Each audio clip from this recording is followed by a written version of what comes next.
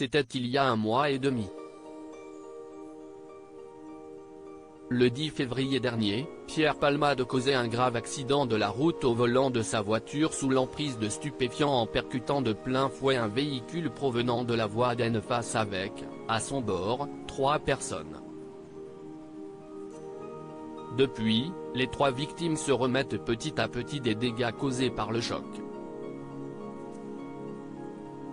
Si est notamment le cas de Devrim, le petit garçon assis à l'arrière. Victime d'une fracture de la mâchoire, il était défiguré et son cerveau a été touché. Sa mère, prénommée Rabia, a pris la parole pour la toute première fois depuis le drame, en répondant aux questions de nos confrères de BFM TV. « Je ne vais pas très bien psychologiquement. J'ai commencé à voir un psychologue. Je n'arrive plus à dormir la nuit. Je suis malheureuse.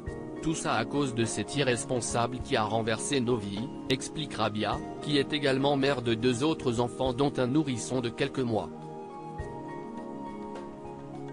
Depuis que leur père n'est plus là, les enfants ne veulent plus dormir dans leur lit, une situation qui est d'autant plus dure à vivre que son mari était le chauffeur de la voiture renversée, et qu'il a lui aussi été grièvement blessé. Il est d'ailleurs toujours hospitalisé et la mère de famille doit s'occuper de tout en son absence prolongée. « Je suis toute seule pour mettre les enfants au lit le soir. Avant, c'était mon mari qui le faisait.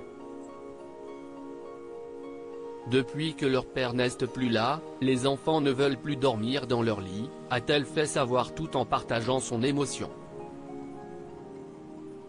Elle espère ainsi que leur quotidien pourra redevenir comme avant très rapidement. « J'espère que mon mari va redevenir comme avant », conclut-elle tout en souhaitant que justice soit faite. Devrim, quant à lui, a effectué son retour à l'école, après avoir regagné le domicile familial il y a quelques jours.